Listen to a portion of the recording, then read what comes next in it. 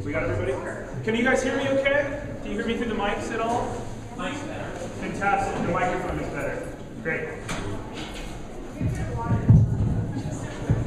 It's good to have everybody here tonight.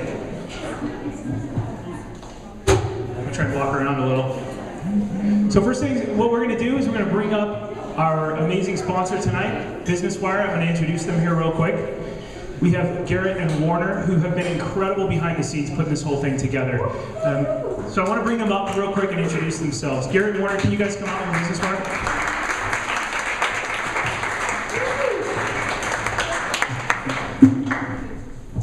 All right. Thank you, Josh, and MediaLeaders, also to the ROC Santa Monica. This is a really fun venue, so you guys should check it out. They have events here. I think there's another couple of events happening this week. And so we are excited to be here.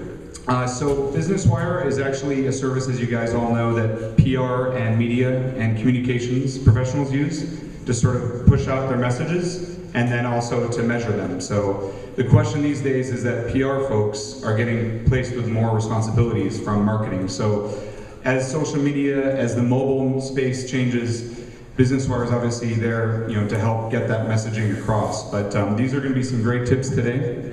And we're going to focus a little bit on content marketing, of course, and PR, and how small businesses and startups can maximize their own brand and take advantage of all the resources that are out there. So with that, Garrett, do you want to add on that? Yeah. Just to wrap it up, as these panelists can attest, obviously content, we've heard many times before, is king, but when getting your content out to the media, it's hard to differentiate from the masses. So one of the things that we learned from our last panel was, building relationships with the media, attending events like these and, kind of networking and, meeting the Natalie Jarvis of the LA Business Journal or the Michael Carneys of the Pano Daily, kind of helps to provide that personal touch. So when they're kind of writing about, so when they receive your content, they kind of know, they have a backstory about who you are, what your company's all about, so it kind of helps form their story. I'll let them take it over and handle this. So here you go, Josh. Thank you very much. Yeah, definitely. Thanks for coming out tonight, guys. Yeah, definitely. Thank you, guys. Thanks for making it up. Let's give a round of applause for them. They provided all the food, everything, set it up, and took care of the venue. These guys are amazing. Well, I want to thank you guys for coming out tonight. I'm going to use the mic, even though my mom says I'm extremely loud. I'm going to try and use this so that we can stay excited. It's really an honor to have you guys come out tonight. I'm going to set some very, very simple goals for tonight. First of all, it's not about the speakers. We have some amazing people up here, but it's not about them. It's not about ROC. It's not even about Business Wire, even though you guys are a Berkshire Hathaway company. It's amazing. It's about you. Tonight, it's about the audience. Tonight, my goal is that tomorrow you have 1, 2, or 3 key takeaways that you learn from these amazing people, and you use them tomorrow. If you can do that, just tactical takeaways. There's so much here in LA, even though I was born and raised here, there's so much buzz and so much talk about big stuff, 40,000 feet, that I think that if tonight we can keep it tactical, you start using some of these things tomorrow, then we'll be all better off, and I will have felt successful. So without further ado, I want to thank you guys for coming out. You all have a copy of my book, Light, Bright, and Polite, that was a bestseller last week on Amazon. Thanks. Thank you very much. On the inside front cover, my company is hosting a special virtual conference in April. Right inside the front cover, you will see a little advertisement for that. It's where 24 of the most tactical people that I know in my life, that I admire and that I want to hire, we put them in a video series for less than $100, and you get access to all these people that I go to advise the world's biggest brands. So I want to give you access to them. You can read that at a later date. You guys are all on the email list. I want to introduce you to our amazing panelists, and I'm going to grill them like crazy over the course of the next hour. First of all, Nicole Jordan, and I'm going to have her introduce herself. Every time we move the mics, I hear a lot of stuff, just like, maybe it's me. Usually, we'll blame everything tonight that goes wrong on me. Nicole Jordan is incredible. Then we have CJ Nance, who's in PR. I'm going to describe these people. I'm going to give you a bunch of tips on them in a couple minutes. Then we have Serena Ehrlich, and that's how we pronounce her last name. It's Ehrlich. Mine is Ochs, like O-A-K-S, and hers is Ehrlich. And then we have Edo Cohen down on the end. Now, the reason we have these people up here is not because they're coasting on amazing book deals or they have a whole lot of money or they all are incredibly good looking, especially you, Edo. Thank you. You can tweet that. They're not up here to do that. The reason we have them up here is they're all people that we either want to admire or hire. They're very successful, they're no BS, and we're going to grill them tonight. We're going to get tactical tips from each one of them. So I have 4 great questions, and then we're going to see where this railroad takes us. We've done a bit of planning and a bit of preparation for this. First I'm going to open it up, and I'm going to let each one of you, in 6 seconds or less, or 6 sentences or less, whichever one you choose, keep it light, bright, and polite. Please give us an intro of who you are, what you stand for, really quickly. We'll start with Nicole. Nicole, 15 years in communication strategy, and I stand for the belief that communication is the central nervous system in every business. Woo! Hello, thanks Josh for hosting this. I'm CJ. I have been in Hispanic marketing, advertising, and public relations for over a decade, and my passion is everything bilingual and paying attention to the Hispanic market because it's here, it's huge, it's not going anywhere. And so to create culturally relevant material, advertising, PR, quality, that's my passion. So that's my business. Hi guys, I'm Serena. Serena on Twitter and Serena in real life. I have a very different career path than most people here. I started my career with 12 years at Business Wire, and then moved from that into PR marketing, and I'm now the director of marketing and heavily into the mobile industry. So I've got a lot to talk about, and you guys will have to shut me up. Great. I'm Edo Cohen. I'm founder and CEO of a startup called SeeVolution. It's my third startup. We had one mobile that had was pretty successful. And now I'm doing SeeVolution's an analytics startup. And we also have one that does stuff for brides. So I guess I'm the startup.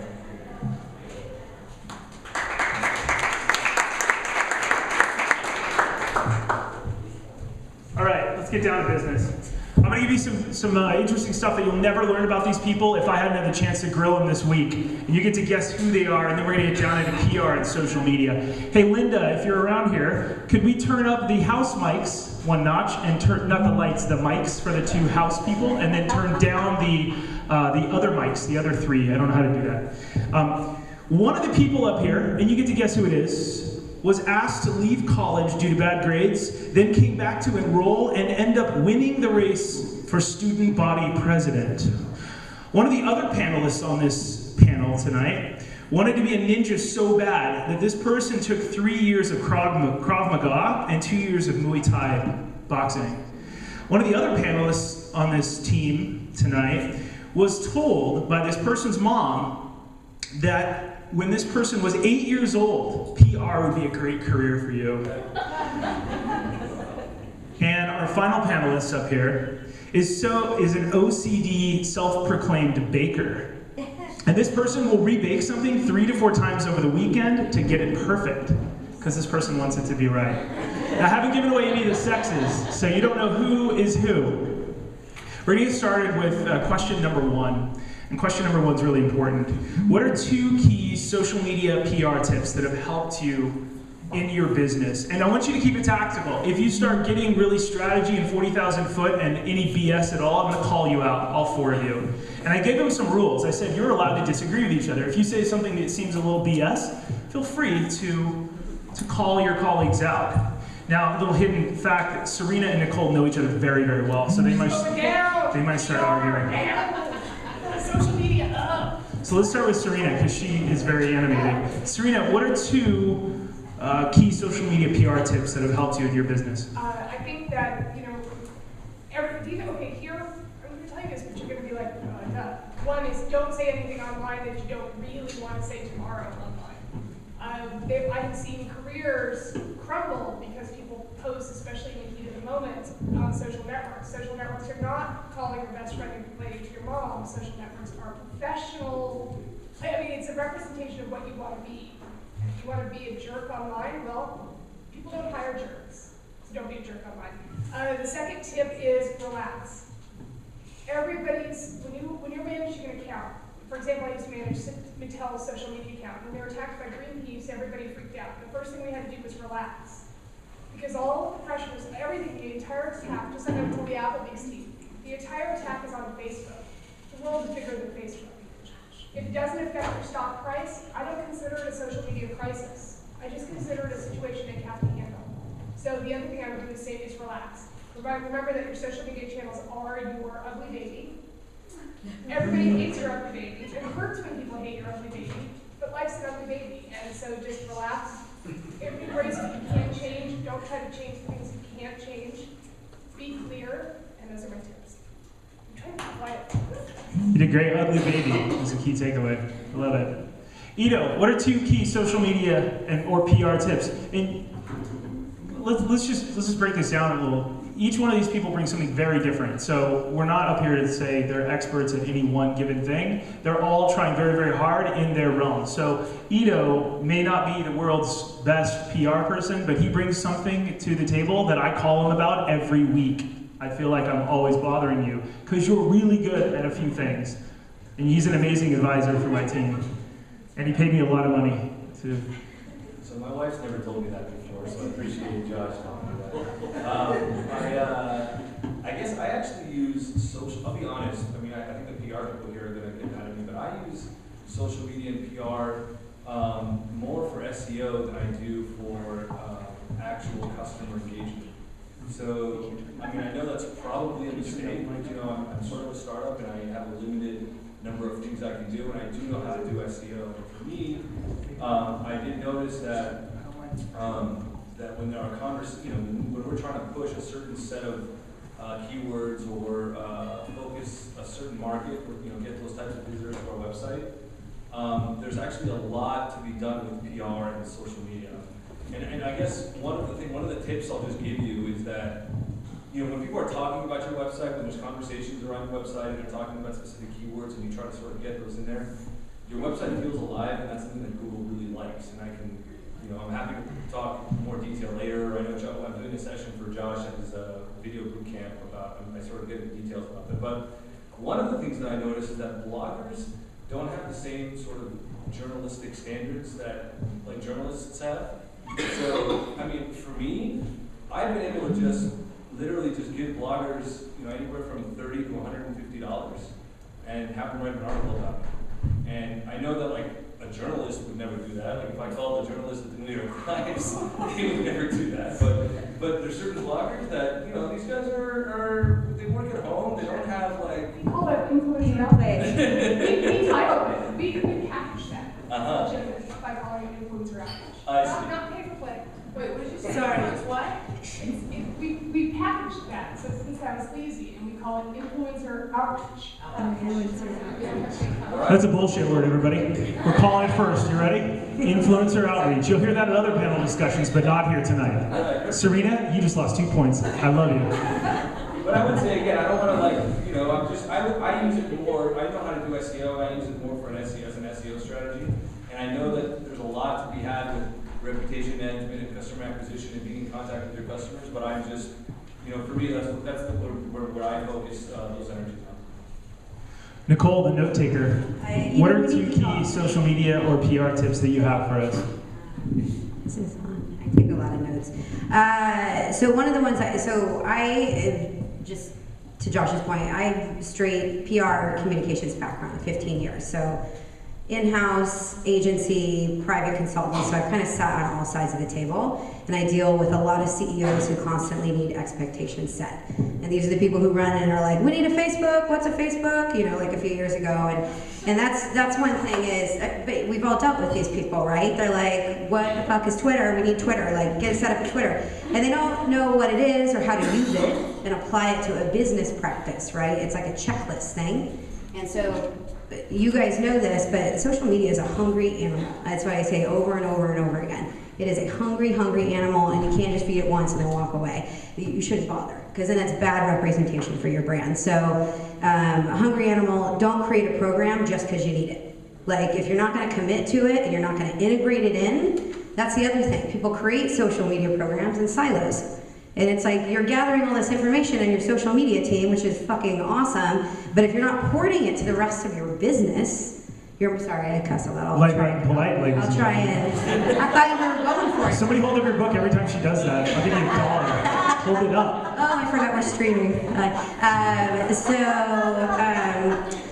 So don't create a program just because you need one. I think when you do social media stuff, the insights that you have, develop some kind of process to share that information with the rest of your business.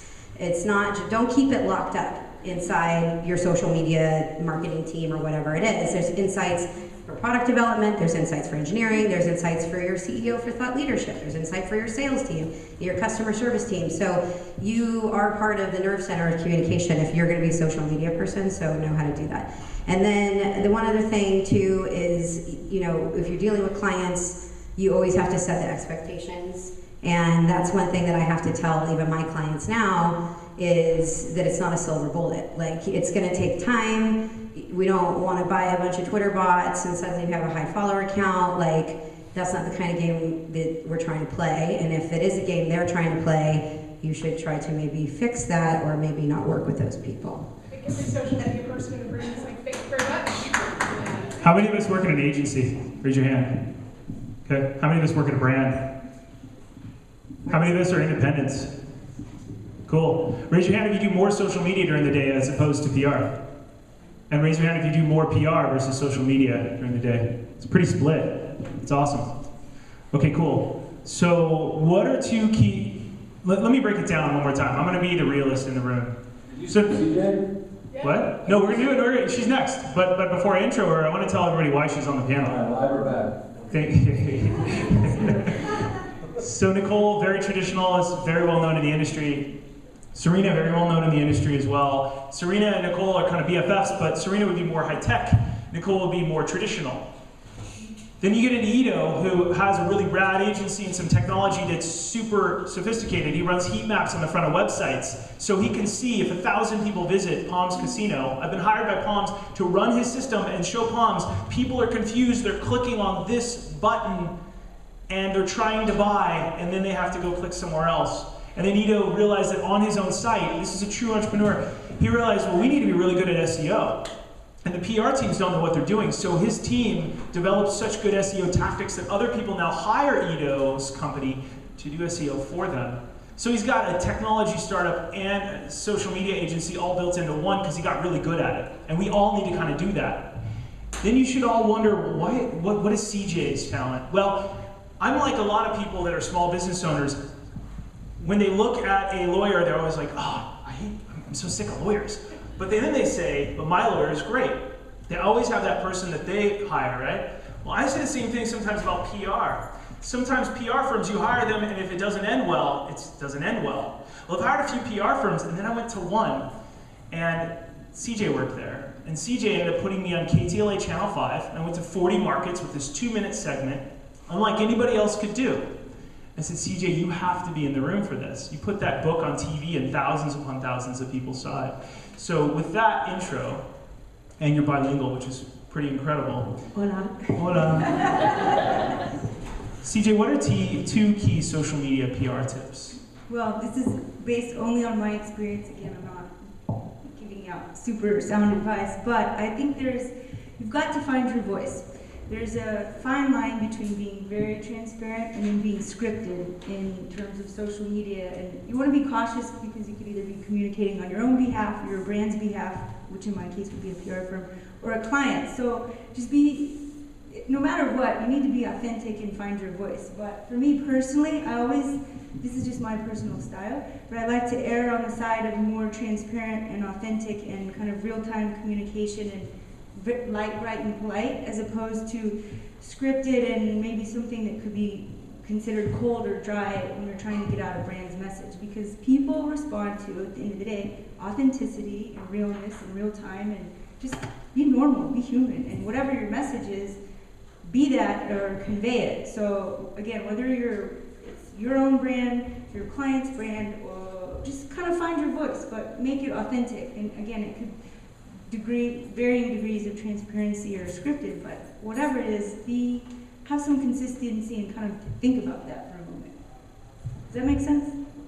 Yeah, very much so. You had a better answer at dinner last week. Can I give that answer? Yes. Hold them accountable, everybody. Can we refresh me? Yeah. You said don't be afraid or intimidated by reporters. They still need to deliver content each day.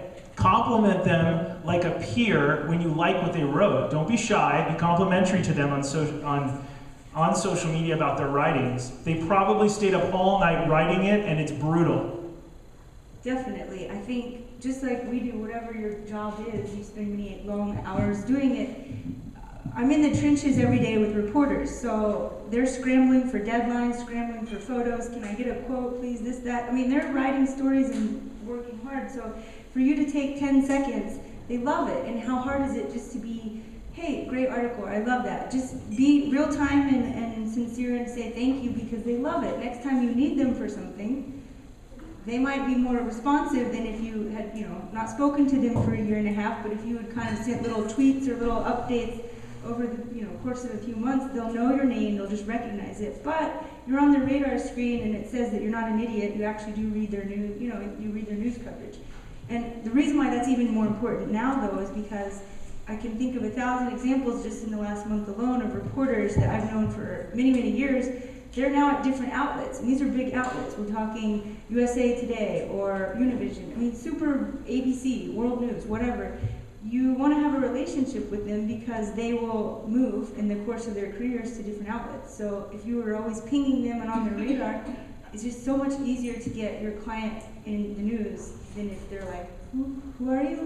What do you need from me? You're always needing and taking. So be considerate of them and say, great job, great article. Just put that in your head, think like that. You know what tool, does anyone, if you use Gmail, Reportive is a terrific Gmail plugin that pulls up, the person you're emailing to, it pulls up all of their latest social sends. Brilliant. It is a godsend for pitching media. How many of you guys use Reportive? It's RAPPORTIVE.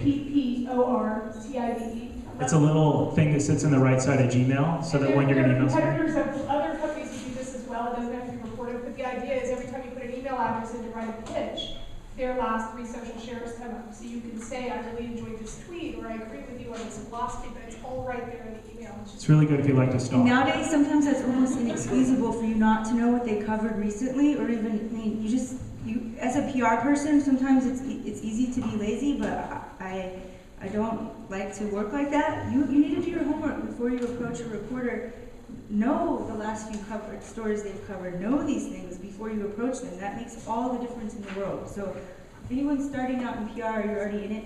It's PR 101, but it's just the best advice ever, is know the reporter with the things they've covered recently, because that separates you from the pack. And done. Just don't be an idiot. Do your homework. Topic number 2, we're going to talk about social media blunders, because I think we can all learn from mistakes. Nicole, what's your biggest social media blunder? Or PR blunder? Because, you're really traditional, which I admire that about you. I knew you were going to think that. I told Josh when he asked me this during the pre-interview, I said I work really hard to not have blunders. I have no blunders. Well, no, I have blunders. That is so BS. I work really hard. I have no downside. If you're in an interview and you have no weaknesses, I'm calling you out on that. I didn't say that. I said that I work really hard to not have blunders. I didn't say that I did not have any. One that I told Josh, especially in line with this, that was, and this was a long time ago, but it related to blogging and social media. I worked at Edelman for 5.5 years. And in 2001, I did PR for Apple. And Apple is notorious for limiting the amount of interviews that they would give to people. And we had this little obnoxious, wait, we're streaming. Let me take that back. Oh, too late. So we had a blogger who popped up. You're about to say something. No, it's fine. It's on the internet. So there was a blogger who contacted us. He was from Canada. Joe Clark, new blog, like super nerdy technical writer. This is 2001, okay? And this guy kept pestering us to interview Mac OS X's product manager. So we could barely get Mac reporters interviews with Apple product managers, let alone a Canadian blogger who covered tech. And we didn't even know what a blog was, again, in 2001. And so we didn't really know how to handle him. And it was like, because blogs, what was a blog? Like we didn't really understand what it was. And we knew there was no way we could take it to Apple PR and get it approved. And so we kind of, like, we went back and forth, it dragged out too long. And then finally we just sent him a note and said, sorry, it's not gonna happen. And that guy went apeshit. So I'm not kidding. So he posted all of the correspondence with my account manager, the back and forth on the internet, on his blog. Which it was like, who knew someone had the power to do that? Ay, Dios mío. Yes. I say that so much better than I ever could. So he posted it. It went everywhere. Apple PR found about it. PR Week got a hold of it. It like went all over. Harry Forsheimer, the general manager, was quoted. Apple was calling him. Other PR trades started picking it up. He wrote a very sensational post, Edelman to new blog, you're dead. And he just kept writing it over and over and over again because it was link bait. So he was getting all this traffic from it, and it was just, Edelman, public relations, it was a media shop in 2001, right? It wasn't digital, we didn't think about all these things, it was about getting press hits. So it was this really rude awakening of, what is this? What is this person that we're dealing with that's like a journalist? And that is in part what kind of catapulted Edelman into saying, what the hell is a blogger? What's a blogger and how does this impact our industry? And now we've got Rebel and they're leading authorities on blogging and communications and all those kinds of things.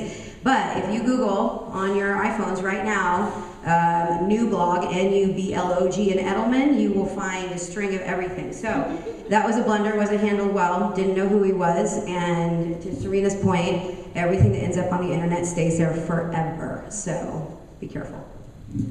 Edo, can you tell us about your PR blunder? So That's amazing, Nicole, by the way. That was a good one. yeah, my blunder's a little different. So I have that,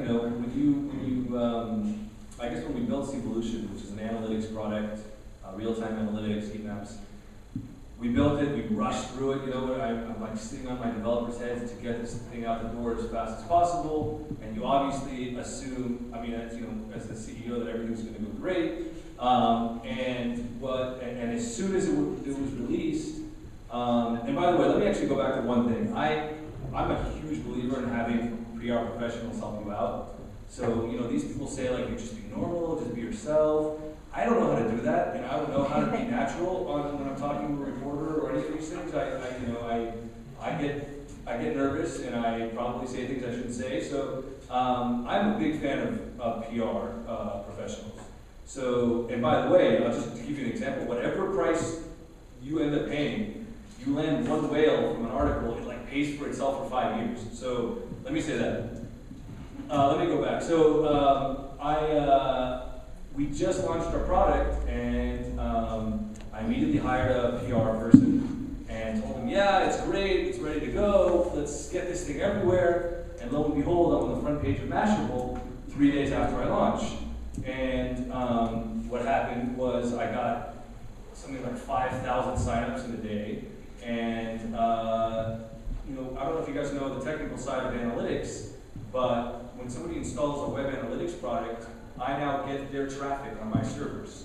So when 5,000 people in one day install, my tracking code on their websites, it literally destroyed me. And I mean to the point where it took months and months and months to recover. It cost me tens of thousands of dollars in hosting costs, when I really should have released the product and tried to just grow it organically before I hired a PR person and told them everything is ready to go, get me on the front page of Mashable and push them for all that. And on one hand it was good because it means that our product was ready to go sooner, but I wasted so much valuable traffic. And this happened 2 years ago. And I've made a lot of mistakes since then also, by the way, so. That's probably my biggest blunder in PR. Now we get to the good one. This is the really good one. Serena, tell us about your blunder. How come everybody in the room knew it's going to be me in a blunder? Because you're awesome. So, how many people in this room have ever pissed off an entire country? And by a country, I mean Brazil. And how many people have ever pissed off the entire country, and it'd be the second largest country as far as revenues for your client? Oh, gosh. That was me. So I worked at Rogers & Cowan as their AVP for social media. And one of the great things about working there is I got to work with a lot of celebrities and I got to work with a lot of really cool projects. So we were working with the Avon on a global singing competition.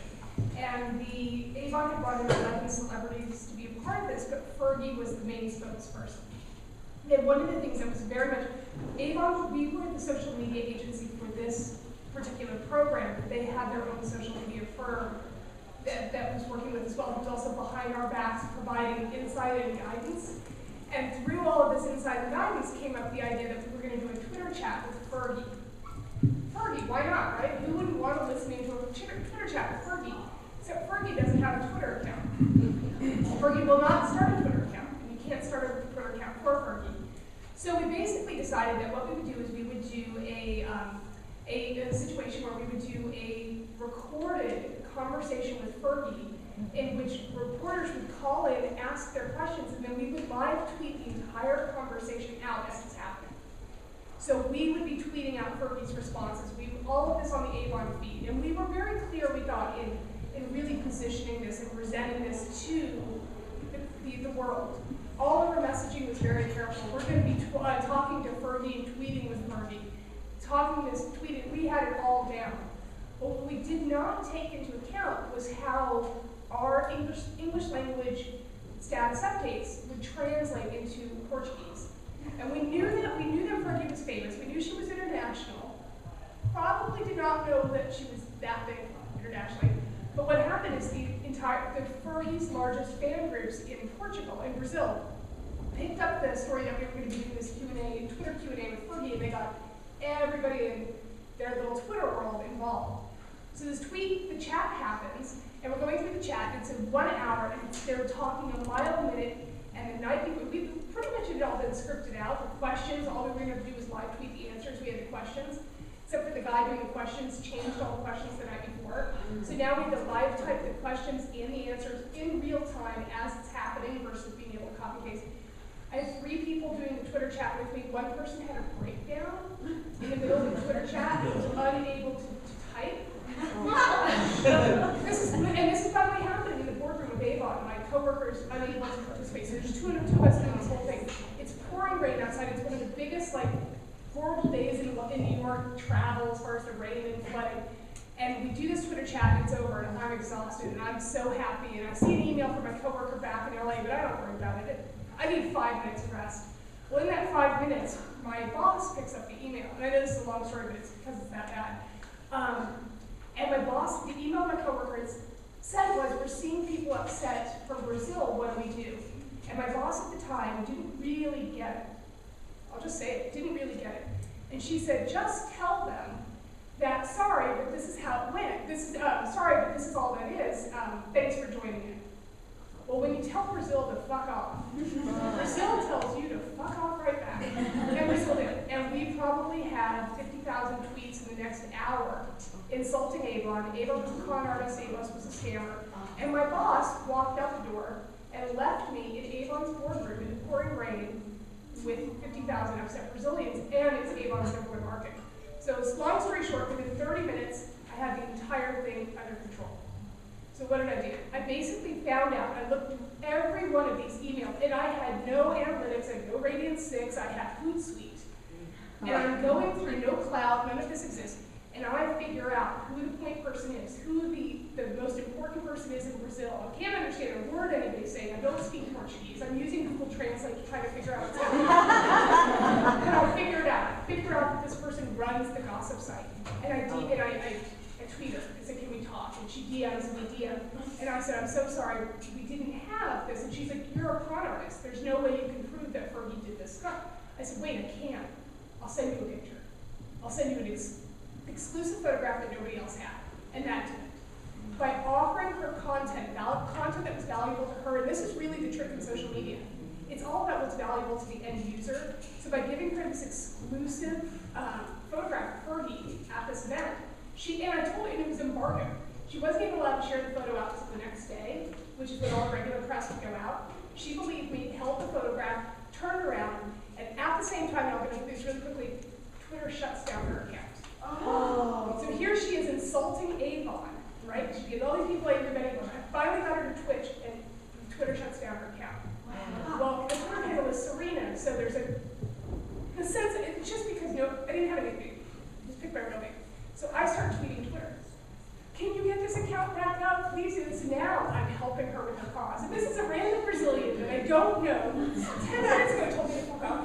And I'm making her love me. By the end of the night, Brazil was back on board. We created we made her one of our influencers, brought her into our program. We didn't have to pay her, but we did bring her into our program and spent her materials to help keep the entire country of Brazil happy. And it was able to be done. It was resolved within about an hour from start to finish.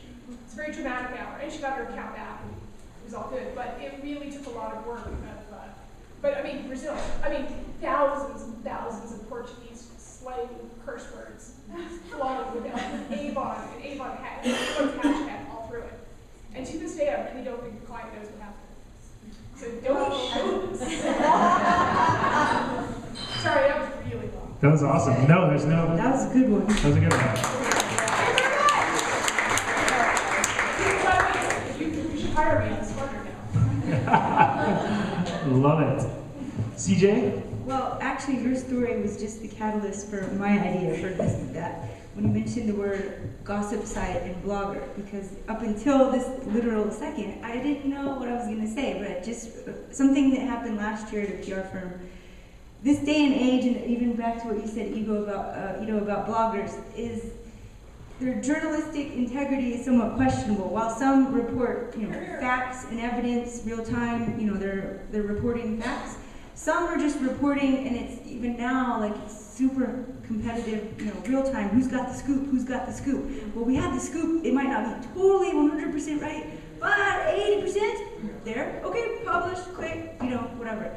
It's really scary. So what I learned last year, actually, thank you again for your story, is I sent something it was a gossip site, but they publish news they publish press releases and news, but I sent them an email, and it wasn't a news release, it was just to the editor, a friendly thing. Hours later, he had published what I had written between him and I as a news post, as factual news. While it was news, it had to do with a work thing, but he published it on the site, which it wasn't a blunder, it was nothing bad that he published, but just the lesson of the day is that they will publish. So before you hit send on your email to a gossip or blogger site, know that they will take total liberty in probably publishing that. So the lesson of the day for that is just double check or make sure before you hit send if, God forbid, it should be published as you wrote it or whatever the intention was behind it. Just kind of take a moment to think about that. I learned that nothing, again, bad happened, but now I learned a lesson to be aware if you're dealing with gossip or blogger sites, whatever. They'll take the scoop because they need it. They could scoop a newspaper, and that actually happened to me. So, I think I've seen Harry McCracken, the guy from Time Magazine. His entire Facebook wall, all he's doing is posting ad pitches. The pitches he gets, dear John, he's like, my name is Harry. Hear this. I mean, all he's been doing for the last 10 days is posting pitches that he's getting just nonstop. All of his entire updates are nothing but your pitch. I think that's a good idea, actually, because when you've been around the block 10 years in PR, sometimes, I don't know, I think it's sometimes good for the younger kiddos to see that or the what not to do because you don't want to be on there. I don't know. It's scary. I don't want to be on there, but it's good. That's amazing. Let's open it up for a couple questions. We're gonna do questions at the end, but I know Zach had a question. He tweeted it, and Nicole is on it. She's like tracking things right now. Does anybody have any questions that we can go on? We have a little bit more content. Yeah, in the front down here. So just answering to both of their experiences, how do we raise journalistic standards with bloggers? It's like is there like a footer you can put on email where it's like this is private information, confidential? You can do that. Make them respect what is going on because they don't seem to have these standards. I think also though from the get-go it's building the relationship with them because if they respect you and you have some boundaries and they know who your client is, you can have some modicum of like this is kosher, this is not, whatever. But for the most part, you can't. You don't know because it's just so competitive. News now is not the same. It's whoever publishes first. Again, they could miss half the facts, but whoever publishes first, they get the feed. I don't know how to change it, but like instead of just trying to change you know, Star Trek what it is what it is. It might, like I said, I mean, there's a huge advantage to that. Like, if back in the day, you get a New York Times writer to write something about you, you could never just offer a product or money or what it may be, like ridiculous amounts, I don't know. But I don't know, but I would use it. I mean, it's amazing. You can send an email out to 150 bloggers and just say, hey, well, you know, I've got this new product, or I represent certain people, and just wanted to know, would you be interested in getting some sample? Like, you know, it's amazing. I see it as a huge opportunity. I mean, yeah, there's definitely risks there, but. Again, So I have the title of the book is Light, Bright, and Polite. And sadly, when I ran for politics about 3.5 years ago, there were some people that were kind of out to get me. And we're kind of talking about how do we talk to bloggers, how do we talk to journalists. And the thing that I learned, sadly, after knocking on, if you look at chapter 12 in this book, it's how I've made myself extremely vulnerable by knocking on 3,000 doors, and 2 people decided to blog negatively about me. And it wasn't about my client. We have clients and stuff now, but it was about me personally. And thank God I was 30 years old. I wasn't some kid that was blogged against and bullied online. But I learned an important note that everything that I write should be light, bright, and polite. That means keep it short. You don't need to go on and on and on because they can catch you off guard. They can take a segment from it. And it needs to be bright. We teach brands out of Charitable, but you better be proud of that. The last part of what you have in your hand is it better be billboard ready, meaning every tweet, every 140 characters, we teach brands to do it in 100 characters so that you have enough room for sharing. Every 140 characters should be billboard ready on the 405 tomorrow.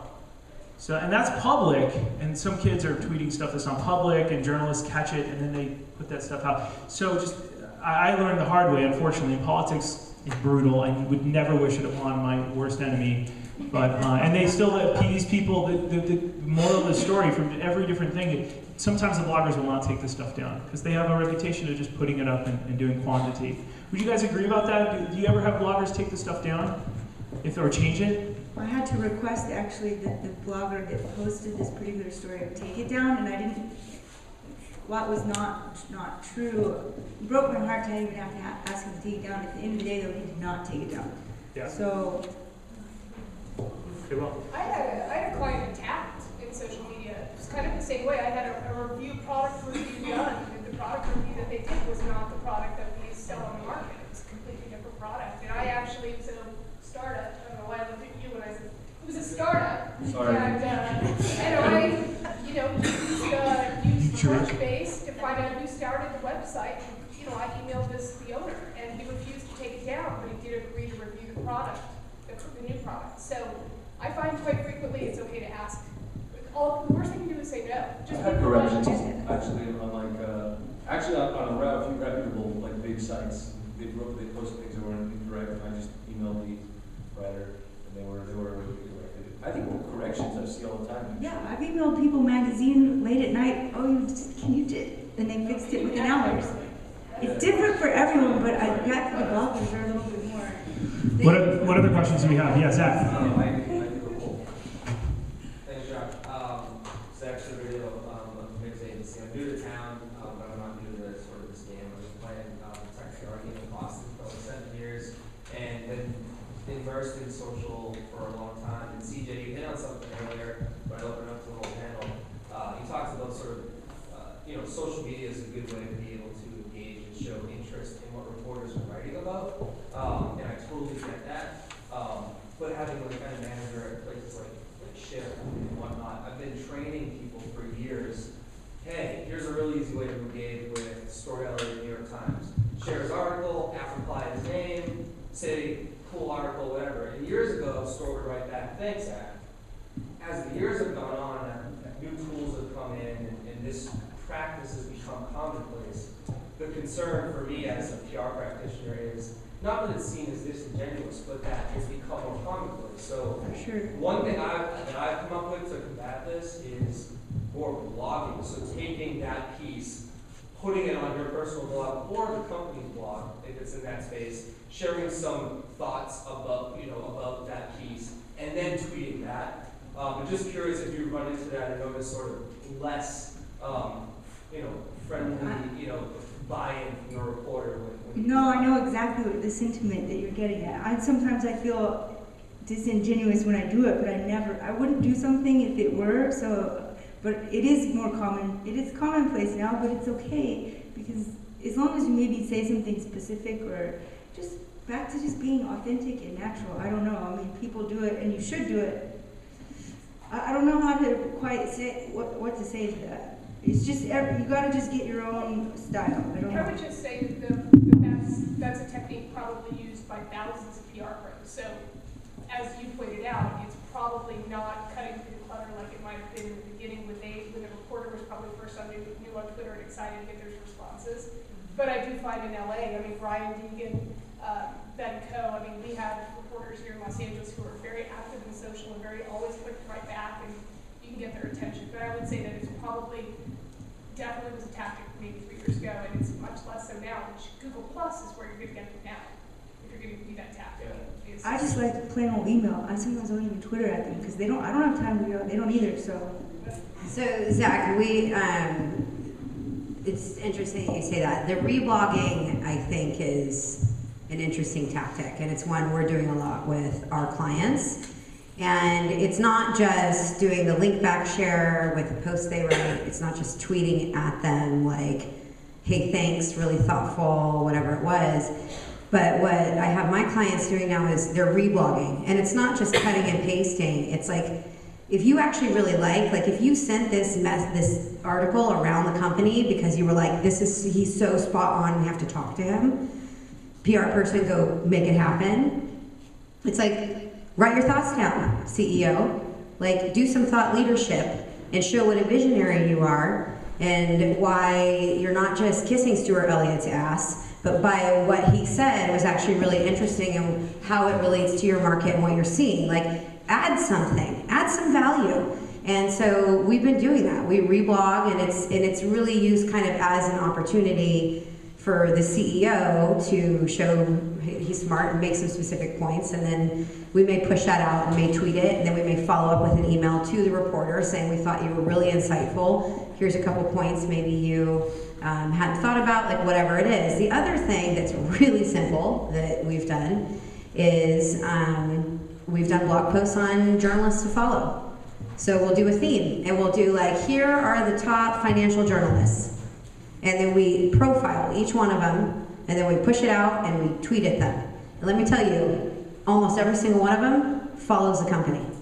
So it's like, thank you so much. And then they retweet our pimping of them and the other 4 bloggers, or the journalists. But we did like a theme, like here are financial journalists. And it was all people in our key markets that we were trying to like break through because nothing was working. Phone calls, pitching, everything. And then we've actually been able to get headway for whatever reason. So there's different tactics, but again, it's about adding value and not being, I mean, it's like you don't just want to seem like you're using somebody, right? It's like if you come to the table and you have something to offer, then they're going to be more willing to listen to you. This is why I love, by the way, just hiring people that have personal relationships with reporters and bloggers and stuff. I mean, to me, I'll just be honest, I don't know how to build those relationships online, social media, and it's so much less time, to just hire. I mean, it's a freelance. There's a lot of great freelance guys out there, and they're not that expensive. And you suddenly have 24 personal relationships because you just hired this person. So to me, you break through the clutter by just hiring your best friend, and then that's it. You get to them. They go right to them. But no PR person knows everybody. No. But she said Brian Deegan, I met Brian last summer, Stuart Elliott, pitched him on the phone the last 4 years. I really need to meet him in person. But I think that's where a good PR person is like worth their salt, right? It's like, and I've 15 years of startups. It's like we want someone with a personal Rolodex, and it's like we can't know everybody. Right. But it's like if you're good, you make friends no matter what industry you're in. Like you will be. I'm sure all of you are charming, lovely people who make friends very easily. So, but it's. I don't have any of that, but I have a good PR firm. Well, I just quickly add something. sometimes you, in PR, you're in it for the long haul. You get clients you love, you get clients you're, okay, whatever, I'll do it, whatever. But at the end of the day, like you just said, it's about relationships and maintaining them through the course of your career or through your client or brand or whatever. But sometimes, especially for the client that I have now that I personally love, but sometimes you got all odds stacked against you and you have to come up with either something really good or use your relationship, whatever, you have to cut through the clutter or get some quality hits for a client, and you're up against all odds, and that's where it goes back to building something with that person in a rapport relationship, or offering them, coming up with something creative that for their readers, and being conscientious of it. Really though, they have to sell something, so you have to offer them something. They have to get new clicks, viewers, readers, audience, so give them something and take a moment to think about that. Does that make sense? It does. Okay. I like it. I was kidding. Let's do this. We're going to move on to the next thing. Let's take a moment just to thank one of our sponsors tonight, SeeVolution. John in the back of the room. Let's give a round of applause for John in the green. Wave your hand, John. John's pretty awesome, and he started this company that you see up here on our stage left, or audience right. Oh, there's Lori. And hey, let's give a round of applause for Lori for volunteering tonight. Thank you, Lori. Couldn't have timed that better. So thanks for SeeVolution and to Lori. SeeVolution is pretty rad. It's pretty cool technology if you host events. All right, we have one more question. We're going to open it up for some stuff and some pizza. Okay, let's do. I was going to ask them a question, but this is more interesting. How about in the back, in the blue shirt? Yeah. Was he not first? So I got a question. So Facebook graph search just pretty much launched pretty recently. How do you think that that's going to change PR and social media? And I know right there, you got that. You're just dancing. Hey, Serena, can you move your mic closer to you? I want to make sure that. I keep thinking I'm going to fall off. Can I just stand? Yeah. I'll just stand. So, and I guess I'll expand a little further. So I know, like, it's only rolling out to certain users at a time. Like, my personal account doesn't have it, but a couple clients of mine do. So, like, what are going to be the advantages for people to get it sooner? Like, how can we Go take to most of it? Facebook.com/opengraph and sign up at the bottom where it says I want to beta, I want early access. It doesn't come right away, though. No, like within a week you should have. What is that Facebook what? Facebook.com/opengraph. There's a place where you can sign up with beta. It may be more, but Yeah. Takes a little time to roll out. So It what's, just depends. Some people get it fast. I love it. I have it.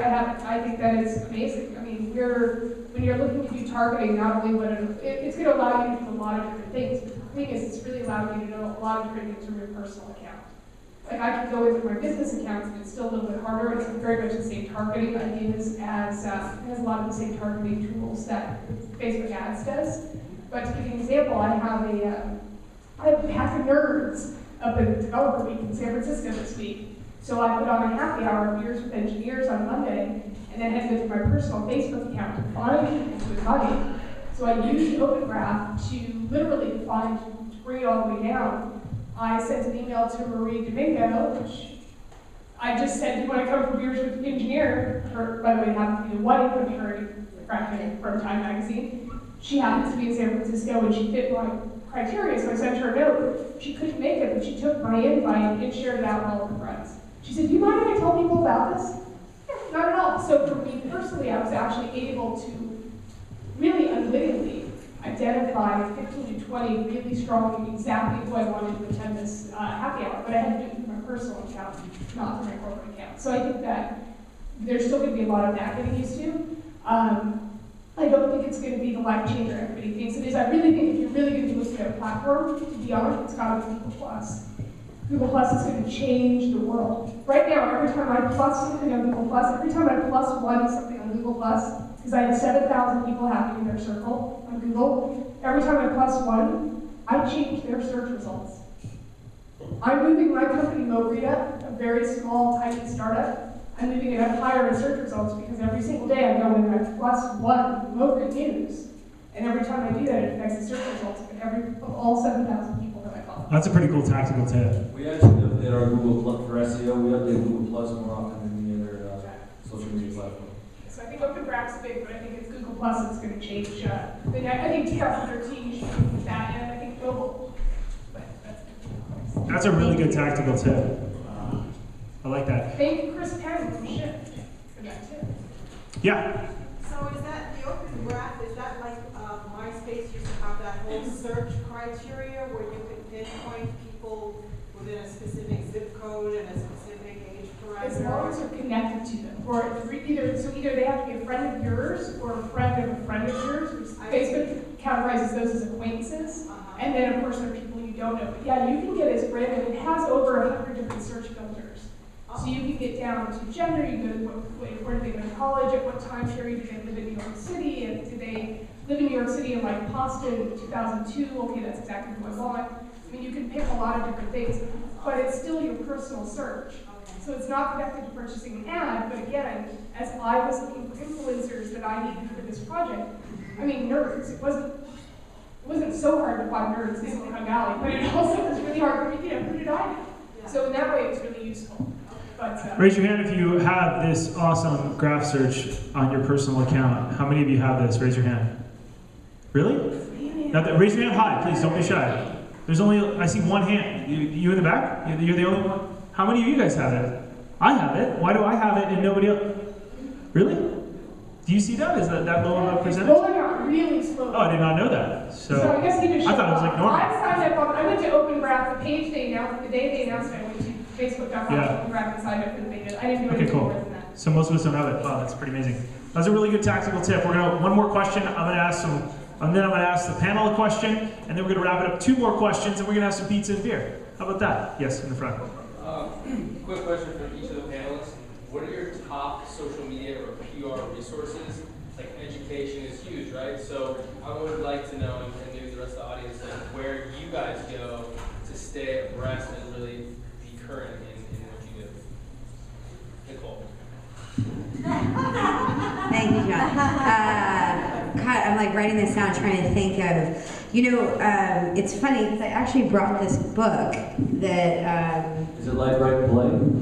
No. Oh, yeah. Hold on. She's actually writing a book of her. If you guys could see her notes, I'm going to take a picture of this and put it on our blog. No, I actually brought this book because we're communications people. All your PR, your marketing, it should mean you're creative. And several years ago, I worked with a film director named David Lynch, and he wrote this book called Catching the Big Fish. And it's all about, to have the deep thoughts, you have to go in the deep waters, consciousness. But the one that really struck with me the most is called Having a Setup. And he's talking about how, maybe one day you wake up and you're like, I'm going to build a lamp. So you go into your shop to build a lamp. And he said, you may need a working music studio or a computer room where you can write something. It's crucial to have a setup so that at any given moment, when you get an idea, you have the place and the tools to make it happen. If you don't have a setup, there are many times when you get the inspiration, the idea, but you have no tools, no place to put it together. And that idea just sits there and festers. Over time, it will go away. You didn't fulfill it, and that's just a heartache. And so there actually is a related answer to this. So there's a million places to go for resources, but one of the main things that I do is I spend a lot of time news hounding. So who is saying what? And this is why I always carry a notebook. This is my setup.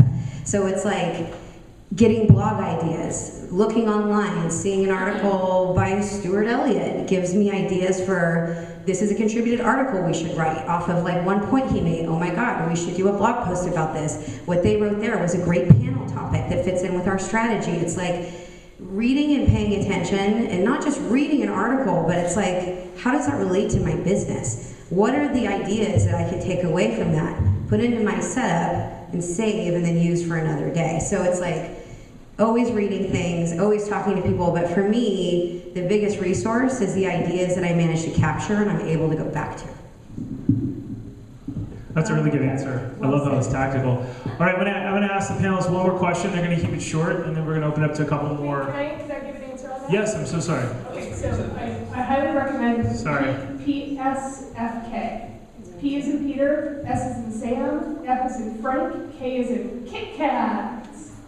PSFK is a site for, it's the most awesome, amazing digital idea site you could ever imagine. It's a global site, and what it does is it looks at social media and digital installations and programming across the country and around the world. So remember when Say that 3 times fast. social media around the world, PSFK. But what it does is it actually, like the very first time in the very first subway, which I believe was Korea, but I could be wrong, where they had, where Tesco had, where you could go into the subway and you could scan the items that are lit. It was a poster, and you could scan the items on the poster, and then by the time you got home, your food was delivered. These are the types of things that are rolling out globally that are happening miles, years before they're happening here. Look at mobile. Mobile internationally is light years ahead of what's happening here in the US. And right in the US right now, mobile is what you have to pay attention to. Social's important. You gotta know location, social location, and mobile location. Add that to your things you have to learn. But PSFK, hands down, my favorite cheat sheet for things I just mind-blowing ideas. And then I also, search engine land, or search engine watch, big SEO. If you're doing any social, you gotta have to do some SEO. And then there's a guy in LA that I just follow his Twitter account. And it's J as in Jeff, S as in Sam, and Pepper, like salt and pepper. And it's Jeremy Pepper, and some of you may know him or not know, but he is He was one of my PR people for a long time. He is the best, single best curator of PR and social news that I've ever seen. You know how they talk about like there's the Robert Scobles, and then there are people who curate his news to really make it understandable and you only know what you need to know?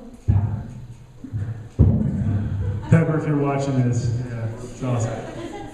Search engine land, and search engine watch. There's 2 publications. Their names are very similar.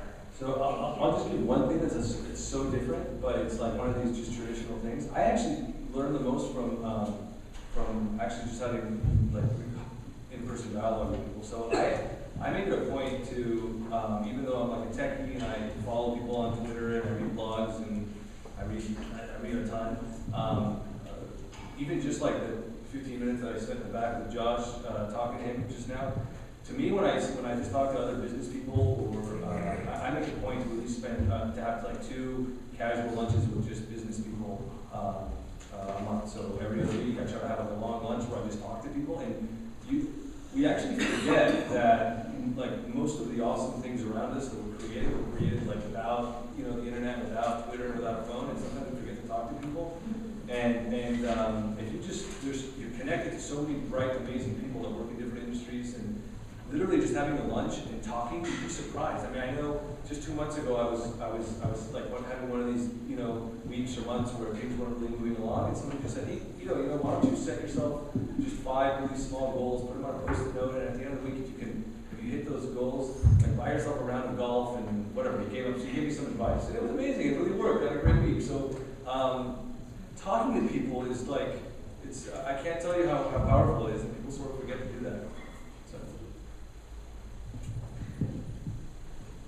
One more question for you guys, unless you guys want to open it up. Let's do this.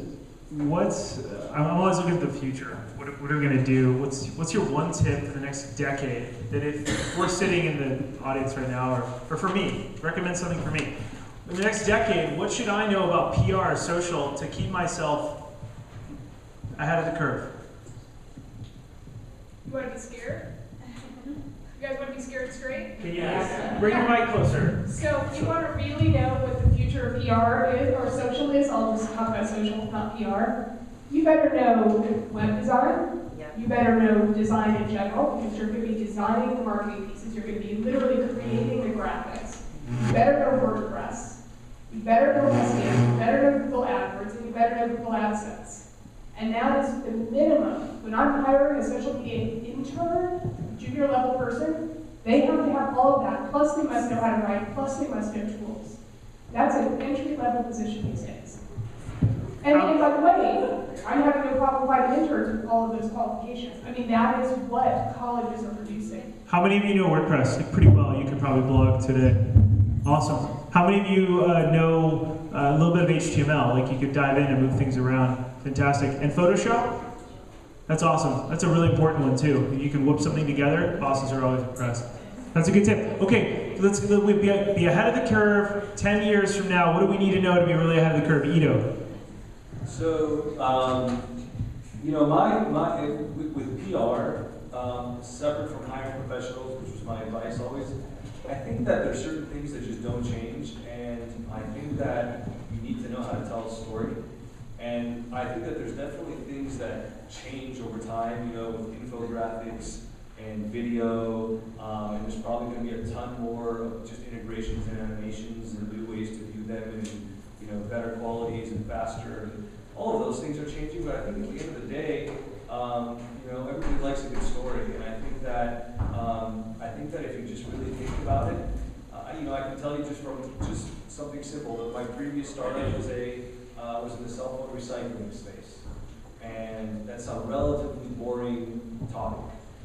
But our story was about, you know, we did a lot of stories about e-waste that shows up in some of these developing countries, and we profile people picking through trash and the fact that they're literally hurting themselves on some of this, you know, some of the waste, and then how many pounds of plastic and how many ounces of gold are you able to pull out of these devices. And I think that just something like that is an example of if you're able to tell a story right, I think that there's nothing to be scared of in the future. I think we'll all adjust to all of the new things that happen, but just go down to basics, which is if you're lying in bed and your parents are reading you a story, it needs to be fun and exciting, and I think that that's what PR is. At the end of the day, all of the best press releases that I've ever gotten, and at the front page of whether it's Mashable or I've been in the LA Times and New York Times and for all of these different things, they've always been because there's some very special story around it.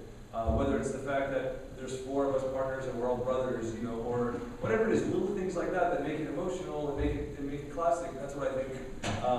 That's what I think ultimately is the difference between powerful PR and PR that just sort of disappears. Nicole? Do you like my list? I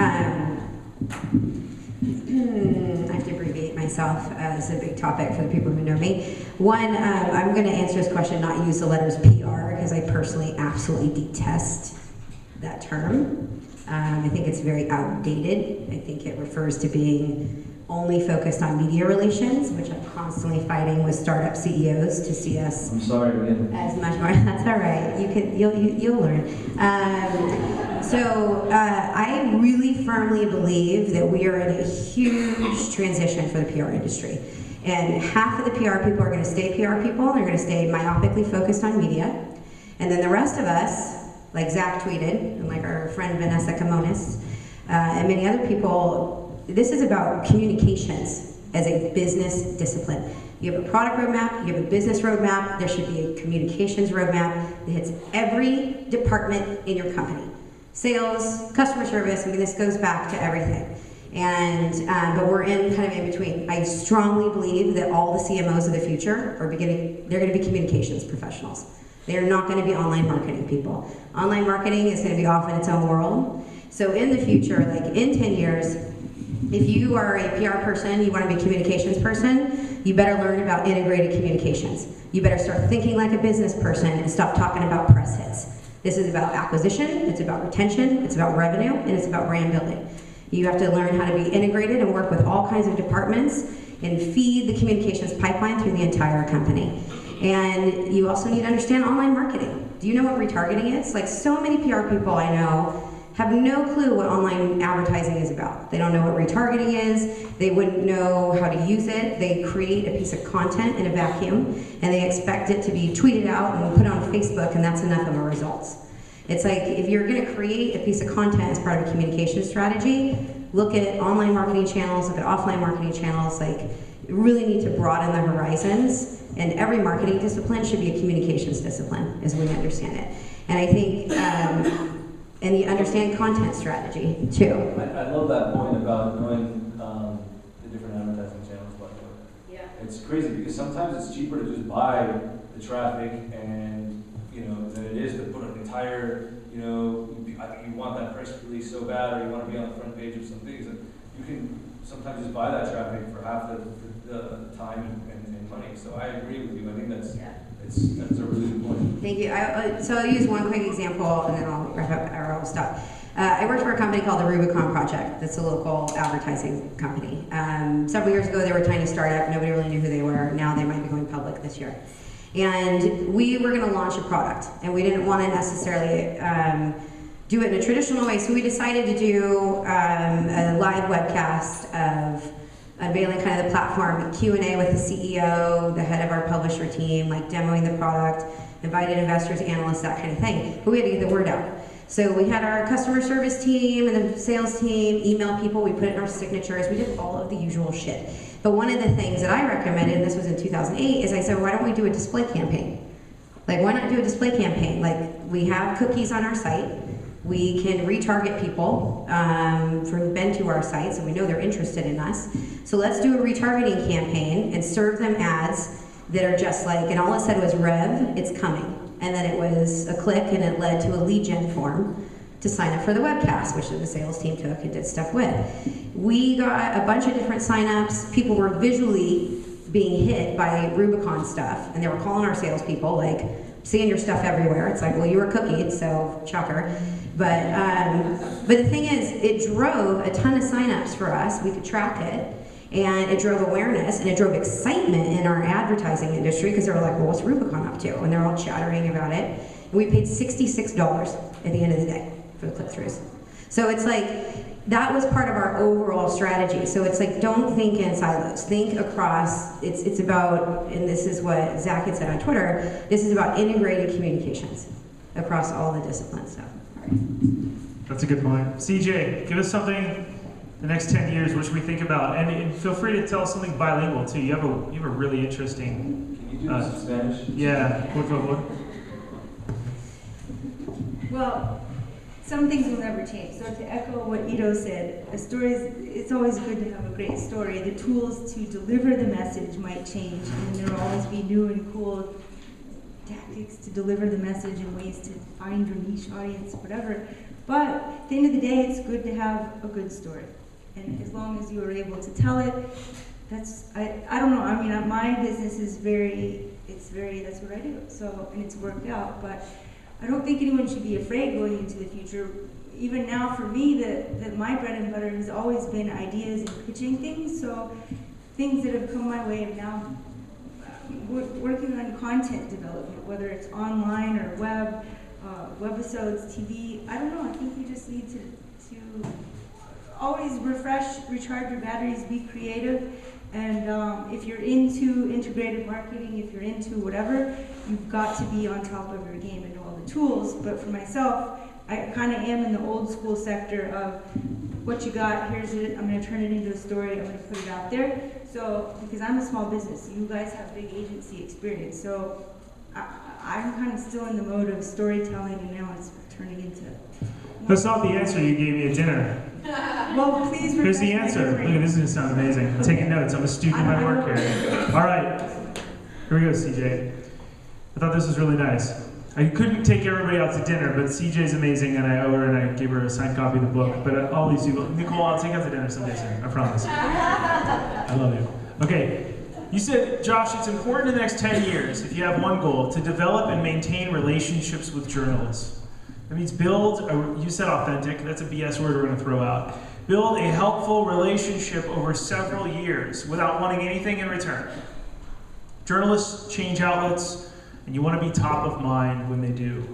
Journalists send her Christmas cards, and you're able to get their Gmail addresses, and you're never needy to them, and that's how you pitched me to put my little silly book on TV, which I thought was quite cool, because nobody else could, but somebody here could.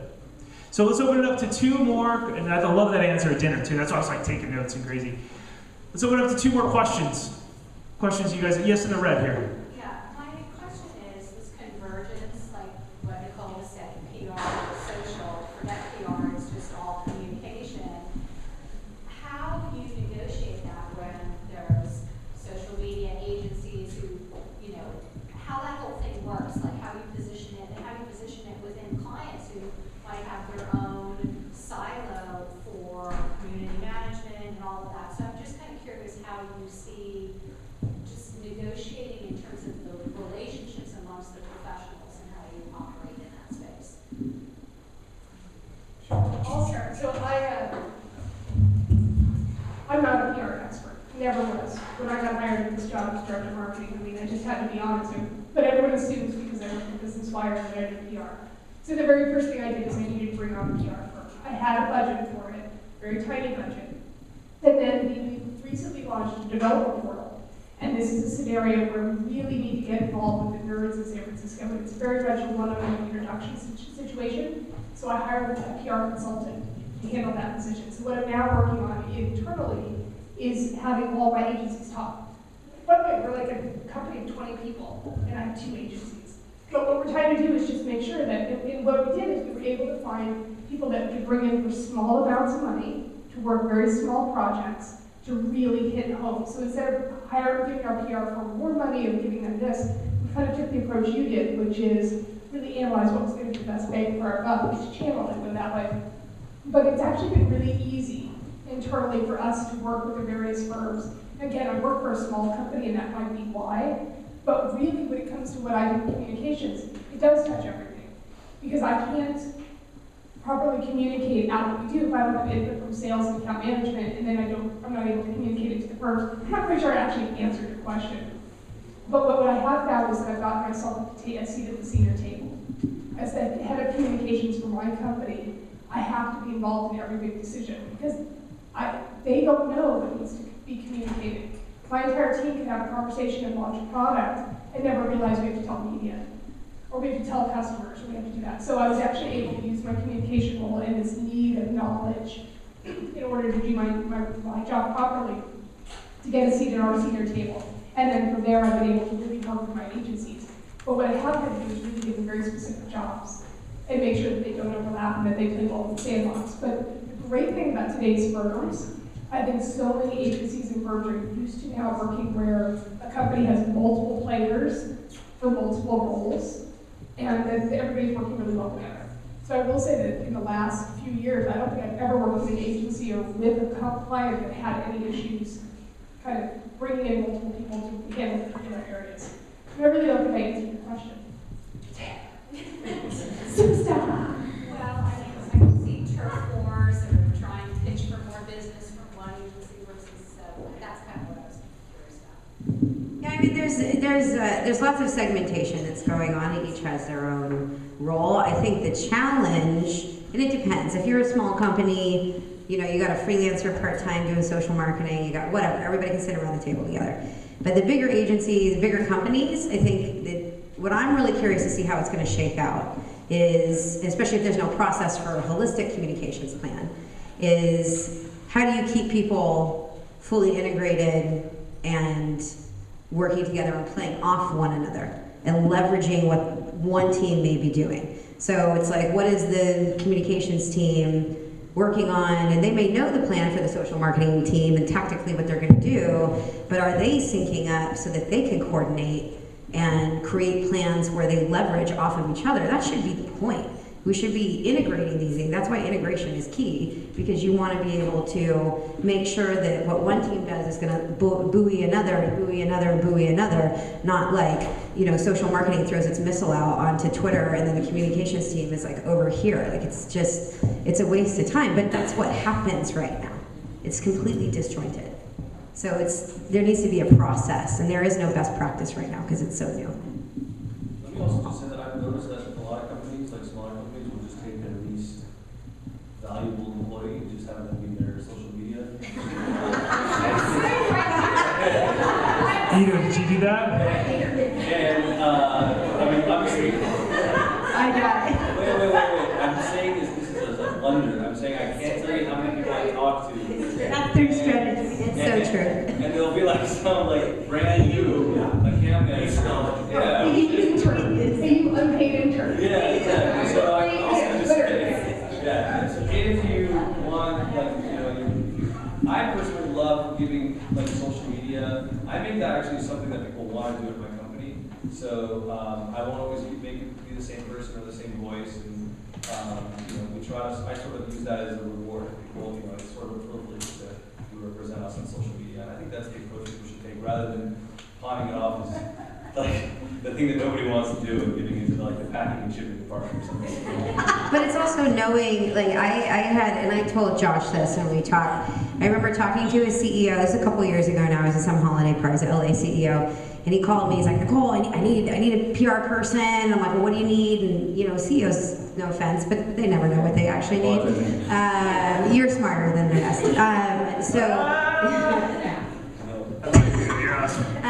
So anyway, the CEO, he was looking for somebody. I couldn't help him at the time.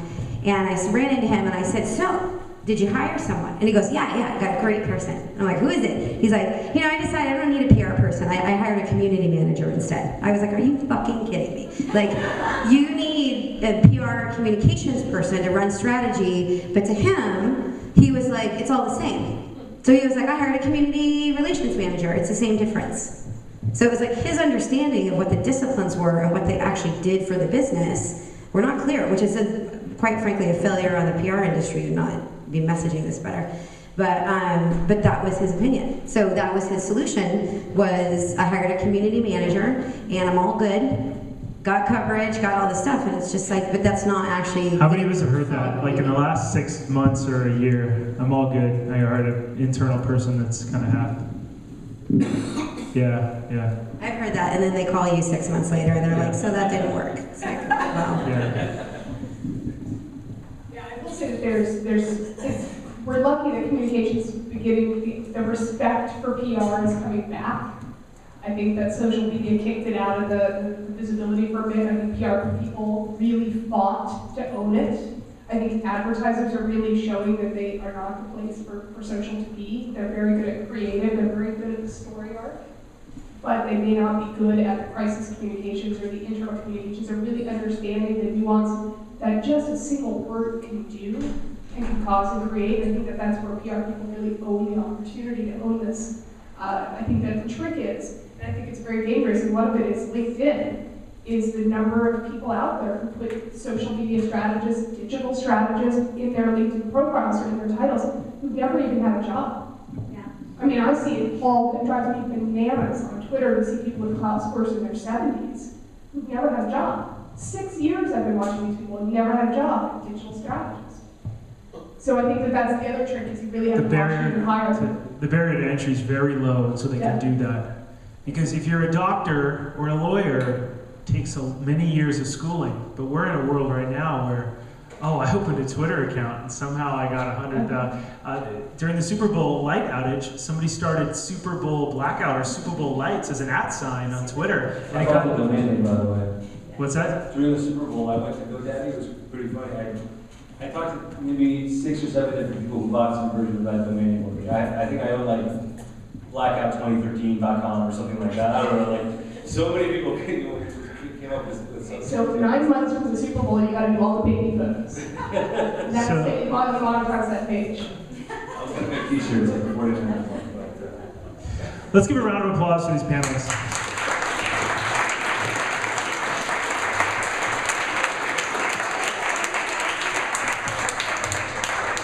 Thank you so much for coming out. You're going to get an email from me tomorrow with some of these blog tips and techniques. Reply to the email if you have any questions, comments, concerns. If it's something you liked, we want to hear about it. If there's a suggestion you have, we want to hear about it. Everything goes right to my iPhone, so it's not a robot. I want to thank you for coming out. Skim through the book at the end of every chapter of Light, Bright, and Polite. You're going to see tactical key takeaways. I hope you enjoy it. Thanks to ROC, Pulso Viral, all of our panelists, and especially to Business Wire. Go talk to Garrett and go talk to Warner back in the back. They brought all the pizza. Thanks for coming out, everybody. Thank you, Josh.